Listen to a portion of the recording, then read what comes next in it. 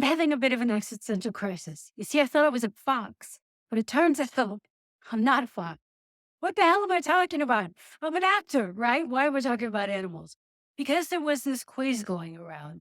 All girls are either fox pretty, bunny pretty, cat pretty, or deer pretty. Now, for me, prettiness kind of never entered into it.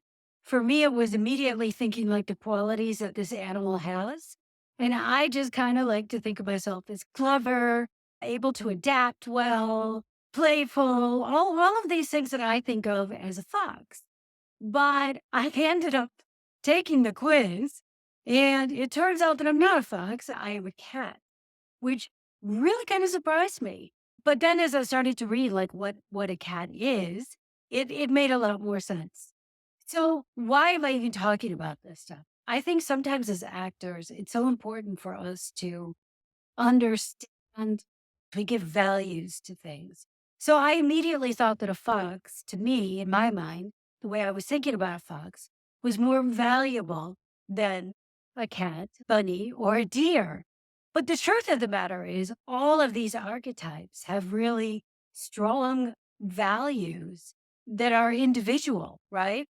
And the more that we can recognize how other people see them, how I perceived a fox to be, right, was one thing. And I think that that's often what happens as actors. We get caught up in not realizing how we're being perceived, but also understanding like what our actual, like innate archetype is, right? So this is also super important to understand. So when we lean into our innate strength, right? Like a fox is clever and curious. A cat is independent and whatever, they don't care what you think about them. A rabbit is energetic and sociable. A deer is soulful and like earthy, right? So these are all really, really wonderful qualities and very much different. We could almost think of them like the four elements, right? Let me know what you think in the comments. Which animal archetype corresponds with which element? I think, actually, just tell me if you agree with this. I think fox is fire, water is deer, earth is rabbit, and wind is a cat. I love this. Okay. And by the way, I'm making all of this up, so it doesn't actually have any scientific basis. But there is some scientific basis in the fact that 70% of people have no idea not only how they're being perceived, but like they're trying to be something they're not, right?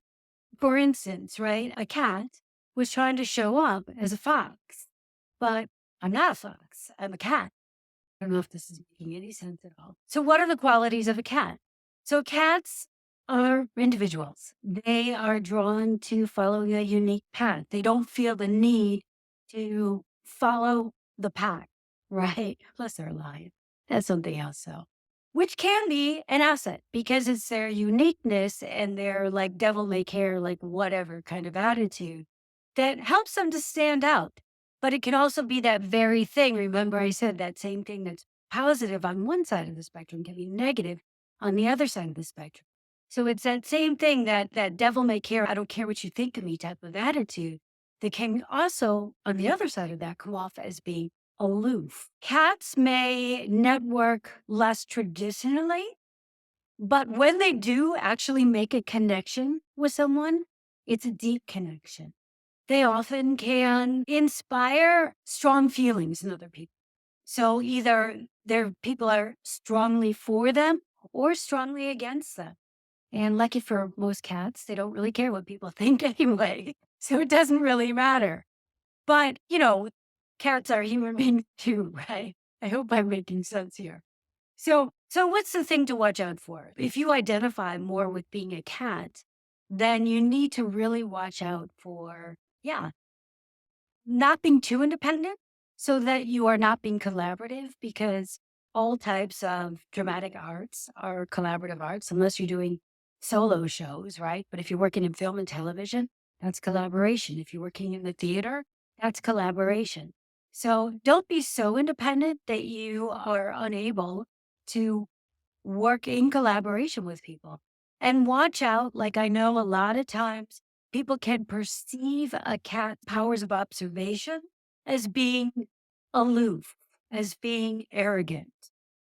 So be aware of this and let your funny side out. I mean, we've all seen cats when they get the zoomies and they're running around the house like crazy and just being silly and doing backflips and all these kind of things.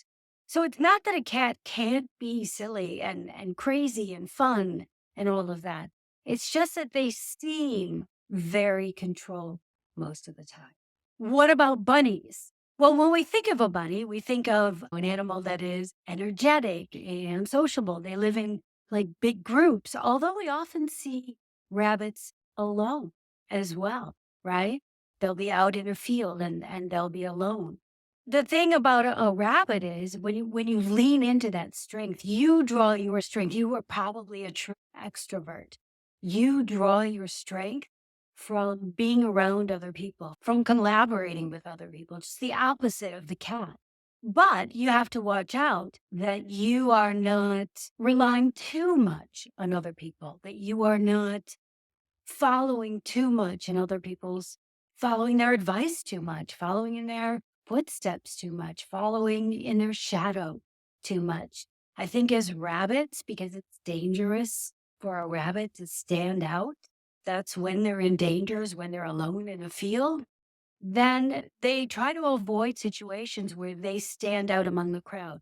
A bunny's ideal acting situation is an ensemble where they're part of a group and it's the entire group together that is the thing that shines as opposed to one individual, like the cat or like the fox, for example.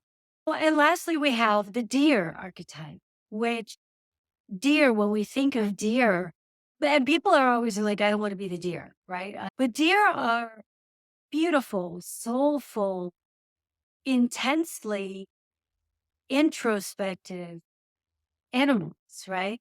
They're not quick to trust, right? But when you gain a deer's trust, then they really trust you. They kind of even wear their heart on their sleeve a bit, right? Like I would say rabbits and deer are sort of similar in that. And cats and fox are similar in that they're maybe harder to pin down, harder to gauge where what they're feeling, what they're thinking. So why am I saying all this? First of all, I created a quiz. It's just a little bit of fun because I think sometimes we think that we are one thing and it turns out that we're another. So the more that we can sort of identify that thing that we are, the more we can make use of it, right? And actually turn it to our advantage and also be aware of the parts of that, those attributes that could be dangerous to us if we don't watch out, right? So being aware of something is the first step in being able to steer it just a little bit, right? And I'm not talking about having everything controlled, but if you don't know the thing that you're doing could be detrimental, then you might continue to do it thinking, hey, everything's fine and dandy. But if you're aware that it could be making a mistake, it could be leading you down the wrong path, then you can have a stop for a sec, sit down and think about it. Okay, why am I doing this? And is this helpful to me? That's often a question I like to turn back on myself and to my clients. Is this serving you? Is it serving you to be XYZ? Is it serving you to think XYZ?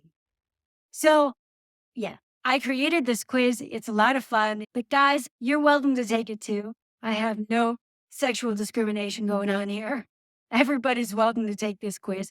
And I think it will be surprisingly deep. I think you will discover things about yourself that are unexpected and that you'll be able to use in your own branding as an actor going forward, which you then can infuse into your marketing and your network. So I hope this has been helpful. Until next time, you stay your bold and beautiful self. And if it's just been super confusing, let me know that too. I don't know. I'm open for it. Maybe I'm just being too much of a fox in this conversation, even though I said I wasn't.